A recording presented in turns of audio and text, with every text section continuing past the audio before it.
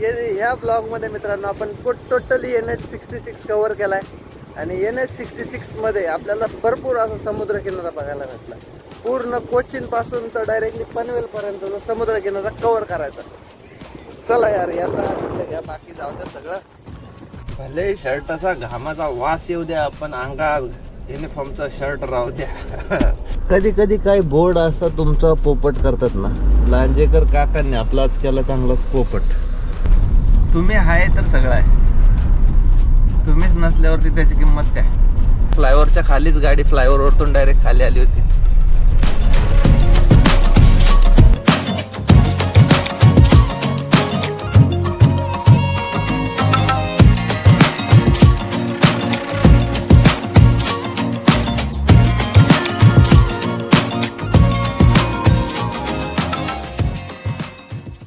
Series specially कशी वाटते ते कमेंट करून नक्की सांगा. नमस्कार भावांनो, सगळ्यांना जय शिवराय, श्री स्वामी समर्थ. आणि आज मकर संक्रांत असल्यामुळे सगळ्यांना मकर संक्रांतीच्या खूप खूप खूप शुभेच्छा. तर पार्ट 1 पार्ट 2 तुम्ही पाहिला असेल, मस्त असं एन्जॉय केला असेल, कारण कोचिनची सिरीज खरंच एक नंबर होते. नसन पाहिलं तर परत जाऊन मित्रांनो नक्की बघा, खूप सारं शिकण्यासारखं आहे. आणि आपण रिपोर्ट पण डबल टेबल केले, ते कसे केले ते पण मी तुम्हाला सांगितले. तर फायनली मित्रांनो आपण आलोय कोचीनमध्ये. तर मस्तपैकी गाडी खाली केलेली आहे मित्रांनो आपण रोहन कार्गोला. आणि त्याच्यानंतर मग आपण दासभाईकडे नंबर लिहिला, त्यानंतर तेजूभाईकडे नंबर लिहिला, त्यानंतर आता न्यासभाईच्या ऑफिसला येऊन थांबलो. आता मी तुम्हाला सगळ्यांची नावं सांगितली, म्हणजे तुम्ही जर तुमच्या कोणी फ्रेंड सर्कलमध्ये इकडे जर कधी आले आणि तुम्हाला जर वाटलं की कोणचं ऑफिस कुठं कुठे आहे, तर ह्या सगळ्यांची ऑफिस मित्रांनो कोचीनमध्ये आहेत आणि त्यांच्याकडून आपल्या इकडल्या गाड्या बऱ्यापैकी भरतात. तर फायनली आज संक्रांतीच्या दिवशी म्हणलं आता ब्लॉगची सुरुवात करायला पाहिजे. पार्ट 1 पार्ट 2 मस्त झालेत, पार्ट 3 ची पण सुरुवात करू. आणि कोचीन पोर्टला आपण ज्यावेळेस गाडी खाली केली होती त्यानंतर मी त्या बीचला गेलो होतो, तिथून जस्ट 1 किलोमीटरच होतं. गेलो मस्तपैकी थोडा वेळ बीचवरती बसलो आणि मग तिथून इथं आलो. आणि इथं आल्यानंतर बोललो आता सगळ्यांना नंबर लिहायला पाहिजेत, बुकिंग शोधायला पाहिजे आणि इथून रिटर्नची जर्नी सुरू करायला पाहिजे. तर चला मित्रांनो रिटर्नची जर्नी सुरू करूया. इथून कोणतं बुकिंग भेटेल ते तुम्हाला ब्लॉगमध्ये पुढे बघायला भेटेल. तर टायमिंग बघू शकताय मित्रांनो, संध्याकाळचे 5:30 वाजलेत. गाडीमध्येच बसलोय. ॲक्च्युली सकाळपासून ऑफिसमध्ये बसलो होतो, पण आज संक्रांती होती त्यामुळं काय बुकिंग ऑफिसमधून भेटलं नाही. पण ऑफिस चालू होते केरळ साईडला मित्रांनो. तुम्हाला पोंगलचं काही टेन्शन नाही आहे. चेन्नई साईडला पोंगलच्या सुट्ट्या जास्त असतात, तसं केरळामध्ये नसतं. केरळामध्ये सगळं ओव्हरऑल चालू असतं. तसंच आपलं पण बुकिंग कन्फर्म झालंय, म्हणजे कोचीन टू मुंबईचं बुकिंग कन्फर्म करून घेतलंय. आणि हे बुकिंग आपल्याला दीपक भाऊंकडून भेटलं. आपल्या मुंबईचे ट्रान्सपोर्टर त्यांनी त्यांच्या पेजवरती टाकलं होतं, मग मी ते कन्फर्म केलं. आणि आपण ज्या पार्किंगला थांबलो ना मित्रांनो, भरपूर मोठं असं पार्किंग आहे. 80 रुपये घेतात छोट्या गाडीचे, 100 रुपये मोठ्या गाडीचे घेतात. आंघोळीची टॉयलेटची सोय सगळी व्यवस्थित आहे आणि सेफ आहे, त्यामुळे इथंच थांबलो. बाकी आता बघू, उद्या आपलं बुकिंग आहे तर उद्या इथून निघता येईल आणि जाऊन गाडी लोडिंग करता येईल. तर ब्लॉग आणि सिरीज शेवटपर्यंत बघा आणि पार्ट 1 पार्ट 2 कसे वाटले ते कमेंट करून नक्की सांगा. नॅशनल हायवे 966 म्हणजे 66 नंबर, जो की कोस्टल रोड आहे. टोटली समुद्राच्या कडेकडेचा हा रोड आहे आणि याचं भरपूर असं काम केरळामध्ये चाललंय. येताना आपण कोयंबतूर मार्गे आलो, त्यामुळे मित्रांनो आपल्याला जो डायरेक्टली टॉप क्लास हायवे लागला. आणि हा जो हायवे NH66 याचं काम बऱ्यापैकी चालू आहे. आणि जे काही ट्रॅफिक वगैरे लागतं ना ते सगळं मित्रांनो ह्याच रोडवरती लागतं. तर फायनली कालच म्हणजे आपलं बुकिंग कन्फर्म झालं होतं आणि आज सकाळी आपल्याला मटेरियल लोडिंग करण्यासाठी जायचं होतं. तर मस्तपैकी आंघोळ केली, उठलो, गाडी वगैरे साफ केली आणि पूजा वगैरे उरकून सकाळ सकाळी पार्किंगचा पेमेंट करून निघालो. कारण पार्किंगला आपले 2 दिवस गेले, त्याचे 80 रुपये 160 रुपये आपले पार्किंग चार्जेस लागले. बोलो टायमिंग कंप्लीट व्हायच्या आधी चला निघूया पुढं. मग निघालो मित्रांनो आपण. आपल्याला कोझिकोडेपाशी आपलं जे काही पिकअपचं लोकेशन आहे तिथून मटेरियल भरायचं आणि मुंबईला जायचं असा आपला प्रवास असणार आहे. जेव्हा हे NH66चं काम कम्प्लीट होईल ना, तर असला मस्त आणि सुपर क्लास डांबरी रोड बनवला ऍक्च्युली यांनी. एवढा प्लेन गुळगुळीत आहे ना की पोटातलं पाणी सुद्धा हलणार नाही, एवढा स्मूथ आणि क्वालिटीवरती काम चालू आहे रस्त्याचं. बट फक्त आता जोपर्यंत कम्प्लीट होत नाही तोपर्यंत टाइम जाईल. तर बघूया, 2-3 वर्षात तर कम्प्लीट होऊनच जाईल पूर्ण line coastal line direct Panvel to Kanyakumari. कसा वाटतोय मित्रांनो सीन? साईडला पूर्ण अरबी समुद्राचा किनारा आणि त्याच्या बाजूने चालला आपला प्रवास आहे बघा. मस्त असं लोकेशन आहे बघा, पूर्ण समुद्र किनारा आहे पूर्ण. एक नंबर, एकच नंबर, पूर्ण कोस्टल रोड, क्लासिक आहे की नाही. आणि मस्त अशी केरळा साईडची घरांची डिझाईन.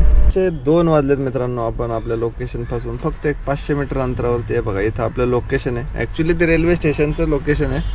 आणि हे बघा इथं राजीव गांधी स्टेडियम थिरूर. इथं हा बायपास आहे रेल्वे स्टेशनचा. या बस जातात ना, लय त्रास देतात राव. तर इथे येऊन थांबलो आणि टोटली सिंगल रोडने NH66 ने आपण प्रवास केला, ज्याचं बऱ्याच ठिकाणी काम चालू आहे. त्यामुळं आपल्याला 2 वाजले मित्रांनो. 4 तास बरोबर लागले. मध्ये जेवायला पण थांबलो होतो. जेवण उरकून घेतलं आणि बोललो आपल्या लोकेशनवरती जाऊन 2-3 तास आराम करता येईल आणि मग पुढचा प्रवास कसा करायचा आहे, किंवा कुठून लोडिंग करायचं आहे, किंवा किती मटेरियल असणार, या सगळ्या गोष्टी पुढे जाऊन कव्हर करायच्या. आणि आपले ब्लॉग कसे वाटत आहेत, कोचिंग सिरीज स्पेशली कशी वाटते ते कमेंट करून नक्की सांगा. 3094 झालेली आहे मित्रांनो लोड. ही एक पेंटिंग मशीन आहे. हे त्याचं अजून एक काहीतरी मशीन आहे. आणि हे पेंटिंगचं शॉप. टायमिंग बघू शकता मित्रांनो, बरोबर 11:15 वाजलेत आणि आपण आता इथून निघतोय मित्रांनो बाहेर. फायनली पाहिलं असेल अख्खा दिवस आजचं पण घालवलाय, कालचं पण घालवलंय. आणि ते पेंटिंगचं मशीन आहे, म्हणजे आपण डिजिटल प्रिंट काढतो ना, त्याचं ते मशीन आहे. आपण पॅक करून घेतलं आणि फायनली इथून मित्रांनो मुंबई 1300 किलोमीटरचा प्रवास. ॲक्च्युली नवी मुंबईलाच सोडायचं आहे आपल्याला, बेलापूरला. तर चला जर्नी सुरू करूया. कोकणाच्या रोडने गेलं म्हणजे आपला गोवा मार्ग आहे, तर 1150 ते 1200 किलोमीटर. आणि कोल्हापूर मार्गे गेलं तर बरोबर 1300 किलोमीटरचा रनिंग दाखवत आहे. कसं आहे बुंगा फाईट मित्रांनो, विचारही करू शकत नाही मित्रांनो. आपण NH66 ने प्रवास करतोय का कोणत्या इंटरनॅशनल रोडवरतून प्रवास करतोय. कारण एक नंबर असा क्वालिटीचा रोड बनवलाय, म्हणजे सुपर. हॅट्सऑफ आहे त्या इंजिनियरला, खरंच हॅट्सऑफ. पाणी सुद्धा नाही हलायचं मित्रांनो NH66 वरती तुम्ही जर प्रवास करत असाल तर. गाड्या 65-80 कधी चिटकून जातात कळत सुद्धा नाही. हे बघा कसे बुंगाट चाललेत, बुंगाट. खरंच मित्रांनो एक नंबर क्वालिटीचा रोड बनवलाय हा, क्वालिटीचा. आणि अशा इंजिनियरांची खरंच गरज आहे. मी ते म्हणून समृद्धी फेल आहे याच्या पुढं, फेल. हा रोड ज्यावेळेस कम्प्लीट होईल आणि त्यानंतर मित्रांनो एकदा नक्की ट्राय करा या रोडने तुम्ही प्रवास करण्याला. खरंच नेक्स्ट लेवल आहे, नेक्स्ट लेवल. मित्रांनो सकाळचे बरोबर 10 वाजले. सगळ्यांना गुड मॉर्निंग, जय Shivray, Shri Swami Samarth. Udupi tollway private limited NH66. तर बरोबर आपण बॉर्डरला येऊन थांबलोय मित्रांनो. केरळ आपला संपला, बाय बाय टू केरळा. आणि इथून पुढे आपली कर्नाटकची जर्नी सुरू होणार आहे. तर युनिफॉर्म घालून घेतला. रात्री मस्तपैकी हायवेलाच झोपलो होतो. सकाळी उठलो आणि प्रवास उरकून घेतलाय. तर इथपर्यंत आलोय. आता जस्ट बॉर्डर वगैरे क्रॉस करून घेऊ आणि चहा वगैरे नाश्ता वगैरे उरकून पुढचा प्रवास कंटिन्यू करायचं. तर चला मित्रांनो ब्लॉग कंटिन्यू बघा आणि रिटर्न जर्नीचा हा एपिसोड कसा वाटतो कमेंट करून नक्की सांगा. ॲक्च्युली मध्ये मी मँगलोरमध्ये थांबलो, कारण तिकडे जे आपले जुने ट्रान्सपोर्टर आहेत ना त्यांना फोन वगैरे केला होता. तो सांगतो बोलला एक, आणि मग त्याच्यानंतर बराच टाइम गेला, तासभर गेला. आणि मग त्याने ज्यावेळेस सांगितलं ना त्यावेळेस आपण उडुपी क्रॉस करून आलो होतो. आणि पार्ट लोड होता फक्त एक AC चा. मग काय आता तर AC ला कितीक देणार आहे, त्यामुळं बोलला आता मी आलो पुढं, तुझा पार्ट रोड राहू दे बाबा तुलाच, असं म्हणलं. आणि पुढं निघून गेलो. म्हणलं चला आता डायरेक्टली ढाब्यावरती आंघोळी वगैरे करण्यासाठी थांबावी. बाकी इकडं मित्रांनो तुम्हाला असा मस्त असा समुद्र किनारा आता पुढं भेटन. पण हा जो परिसर आहे ना एक नंबर आहे. असा नदीचे पात्र मोठी मोठी बघायला भेटतात. बोटी बिटी आहे बघा ते पुढं, मस्त अशा होड्या आहेत. आणि खूप छान असा नारळाच्या बनातून गेल्यासारखा रोड आहे हा NH66 कोस्टल हायवे. एक नंबर काम. इकडं परफेक्ट झालेलं आहे, तिकडं पण परफेक्ट होतोय आणि आपल्या महाराष्ट्रात पण परफेक्ट झालाय. तर आज मित्रांनो पूर्ण मला वाटतं आपण आहे ना हा प्रवास वाया गोवा करू. कारण पण सांगतो पुढे गेल्यानंतर. हे मंदिर बघा मित्रांनो, इथं आहे ना मंदिर पण आहे, मस्जिद पण आहे आणि चर्च पण आहे का. ह्या मंदिराला मस्त असं सिम्बॉल आहे. आणि इथून आतमध्ये मित्रांनो आणि इथून ज्या वेळेस मित्रांनो आपण आतमध्ये जातो ना त्यावेळेस मुरुडेश्वराचं खूप छान असं मंदिर आहे. श्री मुरुडेश्वर टेम्पल एक नंबर मंदिर आहे. मी गेलोय ऑलरेडी. 1-2-3 किलोमीटर वरती तिथून आतमध्ये जाता येतं. महादेवाचं खूप मोठं असं मंदिर आहे. आणि एकदा नक्की जावा मित्रांनो मुरुडेश्वराचं दर्शन घ्यायला. खूप छान असं मंदिर आहे. नाहीतर तुम्हाला जर घ्यायचं असेल तर आपला जुना ब्लॉग पण आहे, तो पण नक्की बघा. परत एकदा मित्रांनो आपल्याला बीच बघायला भेटणार आहे. बीच कसा वाटतोय मित्रांनो नजारा. या सिरीजला मित्रांनो आपल्याला फक्त हेच सौंदर्य बघायचं. NH66 आहा हा हा हा हा हा, एक नंबर, एकच नंबर. कसं वाटतंय नक्की कमेंट करून सांगा. कारण या ब्लॉग मध्ये मित्रांनो आपण टोटली NH66 कव्हर केलाय. आणि NH66 मध्ये आपल्याला भरपूर असं समुद्र किनारा बघायला भेटला. पूर्ण कोचीन पासून तर डायरेक्टली पनवेल पर्यंत समुद्र किनारा कव्हर करायचा. चला यार याचा आनंद घ्या, बाकी जाऊ द्या सगळं. हा हा हा, एक नंबर. नॉईज भरपूर असेल तरी पण एकदा बघून घ्या. गँग पण एन्जॉय करते मस्त. आपण इथे एन्जॉय करू या कोपऱ्यावरती बसून. चला लाटांचा आनंद घेऊया.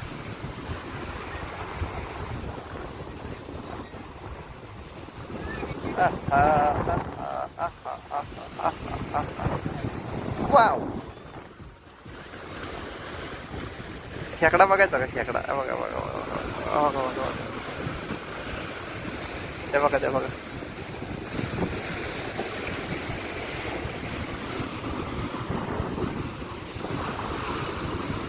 एकच नंबर.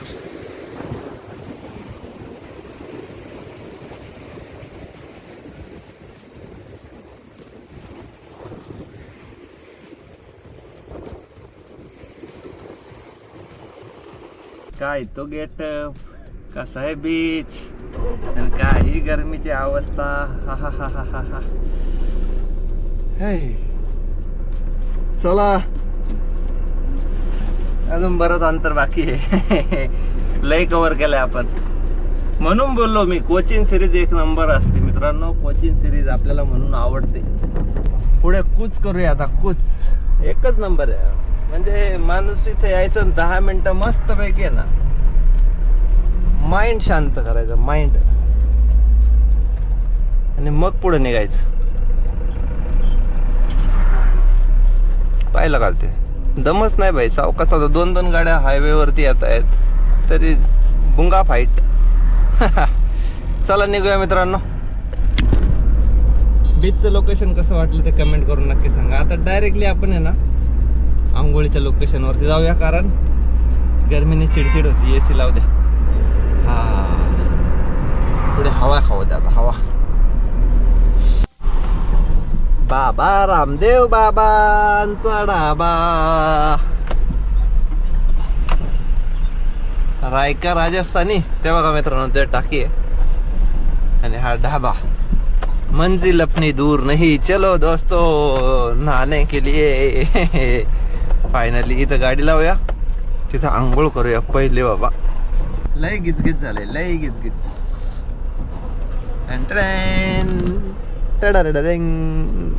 तर मस्त अशी मित्रांनो पूजा पण उरकली आहे, आंघोळ पण उरकली आहे, गाडी पण धुवून झाली, म्हणजे साफ करून झाली, आणि कपडे पण धुवून घेतले. कारण ती अवस्था खूप पहिल्या ड्रेसची वाईट झाली होती. गरमी एवढी आहे ना, ह्युमिडिटी असं पूर्ण घामाचा चिकचिक चिकचिक होतं.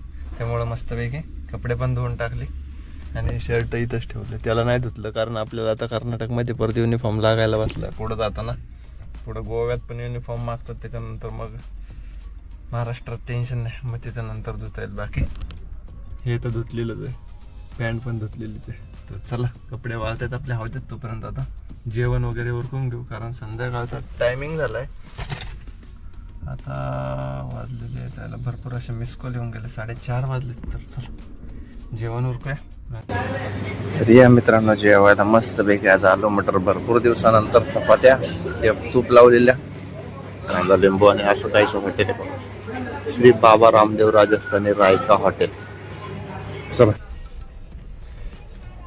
भले शर्टाचा घामाचा वास येऊ द्या, पण अंगात युनिफॉर्मचा शर्ट राहू द्या. तर उरकलंय मित्रांनो आपण जेवण. आणि जे हॉटेलला जेवलो ना, आता मस्त जेवणाची टेस्टला अजिबात आपण नाव नाही सांगत, पण 260 रुपये राव, 6 रोट्या आणि एक काय म्हणतात त्याला आलू मटर.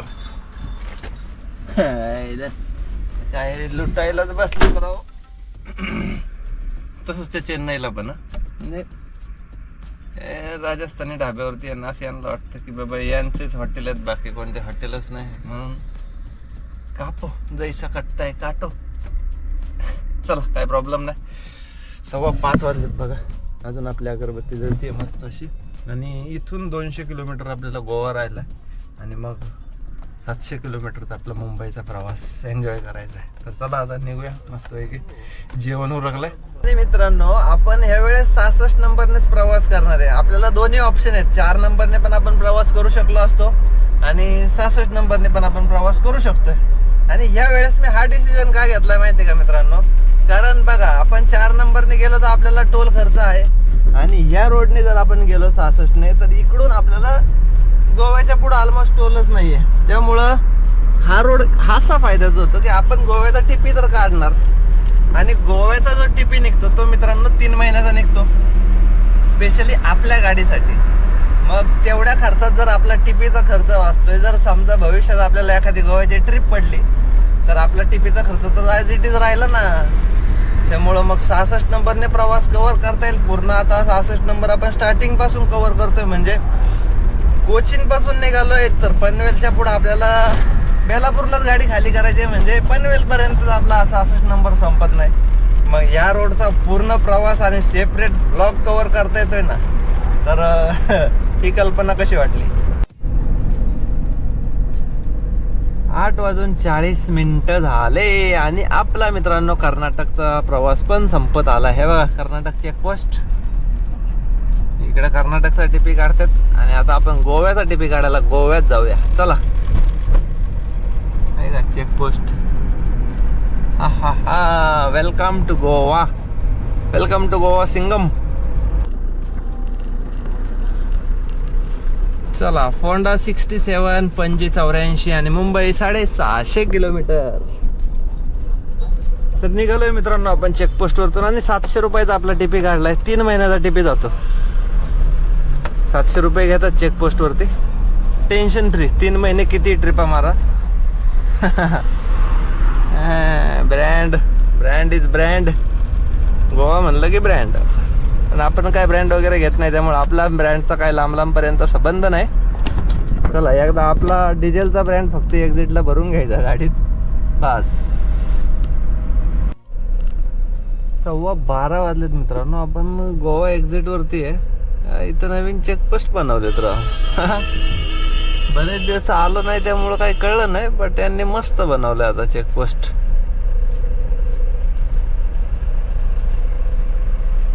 शेड बीट टाकलेलं ते बघा गाडीच्या वरती शेड, तो चेकपोस्ट. इकडं RTO लोक डॉक्युमेंट्स द्यायला जातात लाईनला. सगळं कसं सिस्टमॅटिक ओके टक्के. पर्यटन जिल्हा सिंधुदुर्ग महाराष्ट्र येथे आपले स्वागत आहे. जय महाराष्ट्र. नमस्कार भावांनो, सगळ्यांना गुड मॉर्निंग, जय शिवराय. उठलोय मस्तपैकी, आंघोळ पूजा उरकून घेतली, गाडीवरती पाणी मारलं, गाडी पण चकाचक झाली, सगळ्या गोष्टी उरकल्यात. रात्रीच आपण गोव्यामधून महाराष्ट्रात आलो होतो. म्हणजे आपला प्रवास NH66चा बघा ह्या ब्लॉगमध्ये तुम्ही बघत असाल कोचीन पासून सुरू झाला होता. पूर्ण कोचीन कव्हर केला, म्हणजे केरळ, कर्नाटक, गोवा आणि आता आपण आहे महाराष्ट्रात. तर युनिफॉर्म वगैरे काढून ठेवला, धुवून टाकला, डायरेक्ट धुवून वाळत घालून टाकला आणि बोललो आता ब्लॉग कंटिन्यू करावा. कारण रांगोळ पूजा उरकून घेतली, गाडी पण साफ झाली होती. इथं चहा वगैरे प्याला. हॅपी पंजाबी ढाब्यावरती थांबलो होतो. पार्किंग भरपूर मोठं होतं, आंघोळ वॉशरूमची सोय होती. तर बोललो चला ह्या सगळ्या गोष्टी उरकून घ्यावा आणि मग ब्लॉग कंटिन्यू करावा. तर राहिलेली जर्नी मित्रांनो 350 किलोमीटरची. बांदातून पुढे निघाल ना, सॉरी बांदा तर मागे गेला, टोल नाक्याच्या पुढे आपण. आता पुढं लांजा रागण, लांजा नंतर मग संगमेश्वर, चिपळूण, महाड, पनवेल आणि नवी मुंबई. बस संपला विषय. संध्याकाळपर्यंत जातोय, आरामात होते. तर चला मित्रांनो, मस्त अशी आतापर्यंत 700, 750, 800 किलोमीटरची जर्नी झाली. राहिलेली 350, 400 किलोमीटरची जर्नी ह्या ब्लॉगमध्ये कव्हर करू. तर ब्लॉग शेवटपर्यंत बघा. मस्तपैकी आपण कोस्टल रोड पूर्ण सिंगल ब्लॉग NH66 मध्ये कव्हर करतो. भरपूर दिवसानंतर वडापाव. चला हॉटेल स्वामी कृपाल थांबलंय, इकडे गाडी लावलेली. बोललो नाश्ता उरकून घ्यावा, मस्त असे वडापाव गरमागरम. भरपूर दिवसानंतर असते कट. 2 वडापाव खाले. आता पुढं आपल्याला लागेल कणकवली. मग काय पुढं कोकण पूर्ण एन्जॉय करायचं आहे. चला, टाइम आपल्याला वाया नाही घालवायचा ऍक्च्युली. 11 वाजवलेत, आपण इथंच निघूया मित्रांनो.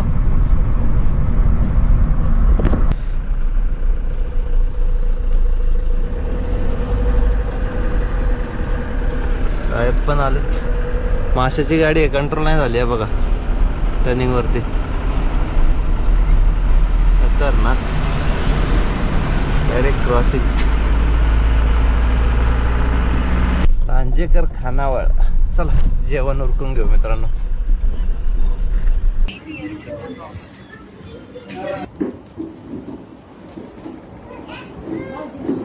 कधी कधी काही बोर्ड असा तुमचा पोपट करतात ना. लांजेकर काकांनी आपलाच केला चांगलाच पोपट.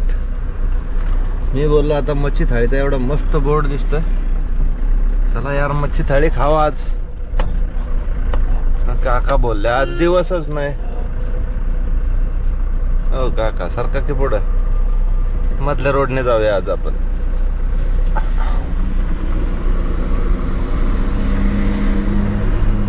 चलो हायवेकडे न जाता शॉर्टकट मारूया.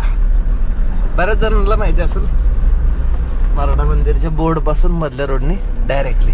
मॅप पण लावला, डायरेक्ट नेवळी. चला, तर ते बघा तिकडे समोरच हायवे दिसतोय. बाजूला ही मस्त अशी नदी आहे आणि हा शॉर्टकटचा रोड आहे.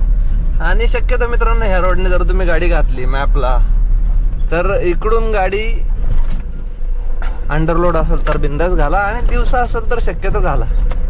मस्त असा चिक्कूच्या बागा आहेत, चिक्कूच्या नाही सॉरी आंब्याच्या बागा आहेत, काजूच्या बागा आहेत. आणि रस्ता थोडा खराब आहे, त्यामुळं दिवसा आणि अंडरलोड असेल तर बिंदास घाला. तुमचे 7-8 किलोमीटरचा फरक पडतो डायरेक्ट. आता समोरच हायवे आलाय, मस्त असा परिसर आहे बघा ना. शेजारीच मस्त अशी नदी वाहते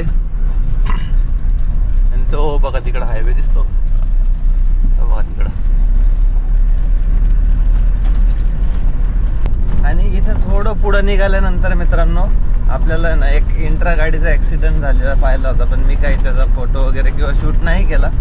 पण तो दादा म्हणजे आपलाच मुंबई गोवा लाईनलाच गाडी चालवायचा. इंट्रा गाडी होती, प्रणव म्हणून काहीतरी त्याचं नाव होतं.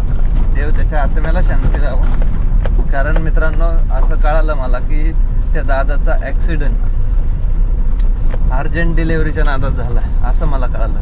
किती सत्य आहे काय माहीत नाही, पण म्हणजे असं वाटतं मित्रांनो कधी कधी की आपण अर्जंट डिलेव्हरीच्या नादामध्ये आपल्या गाडीपेक्षा किंवा आपल्या जीवापेक्षा तर ते मटेरियल अर्जंट नाही आहे. त्यामुळं कधी पण जर कोणी म्हणत असेल ना बाबा अर्जंट डिलेव्हरी आहे किंवा काय, ते नाही घेतलं बुकिंग तरी चालेल, पण आपल्या जीव तिथं दावणीला लावून एखाद्याचं काम पूर्ण करण्याचा प्रयत्न नक्की करू नका. जो टाईम लागतोय तो टाईम लागू द्या. जेवढ्या वेळात पोहोचायचं तेवढ्या वेळात आरामात पोहोचू द्या. कारण उद्या तुम्ही आहे तर सगळं आहे, तुम्हीच नसल्यावरती त्याची किंमत काय. चला, ॲक्च्युली मला ते ऑलरेडी फोटो पण आला होता, पण मी त्या लोकेशनवरतून चाललो होतो. म्हटलं मला ते दिसलं म्हणून मी तुम्हाला एक सांगितलं. तुमच्या लक्षात येईल आपल्या कोकण लाईनवरती जे चालताय जेवढे भाऊ ना तेवढ्यांना सगळ्यांना माहिती असेल ते. मी आता जस्ट पाहिलं आणि पुढे निघालो. तर रस्त्याचं पण बऱ्यापैकी काम चाललंय. त्या फ्लायओव्हरच्या खालीच गाडी फ्लायओव्हरवरतून डायरेक्ट खाली आली होती. 5 वाजायचा टायमिंग झालाय मित्रांनो. आपण पोहोचलोय परशुराम मंदिर, कोकण भूमी, श्री राजराजेश्वर. तिथून आतमध्ये जस्ट घाट चढून वरती आलो. ओय ओय ओय बसवाले काका असे कसे काय मध्ये थांबू शकताय. परशुराम मंदिराकडे बघा, इथं बोर्ड लागलाय ना, इथून वरती जातो रोड. परशुराम मंदिर.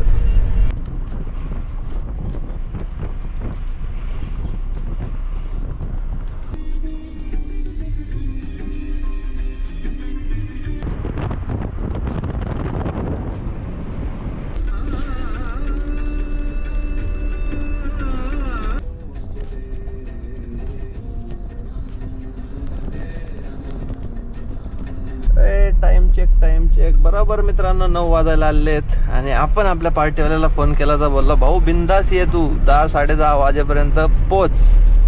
मग मी आपला प्लॅनिंग केला की फटाफट गाडी खेचायची आणि फटाफट खेचत आपण पनवेलच्या जवळ पोचलेलो आहे मित्रांनो. पुढं कर्नाळा अभयारण्य पक्षी अभयारण्य आपलं आणि त्यानंतर पनवेल म्हणजे NH66चा मित्रांनो आपला प्रवास कंप्लीट होतोय, जो की आपण परवा रात्री सुरू केला होता कोचीनवरतून. पूर्ण कव्हर झाला NH66.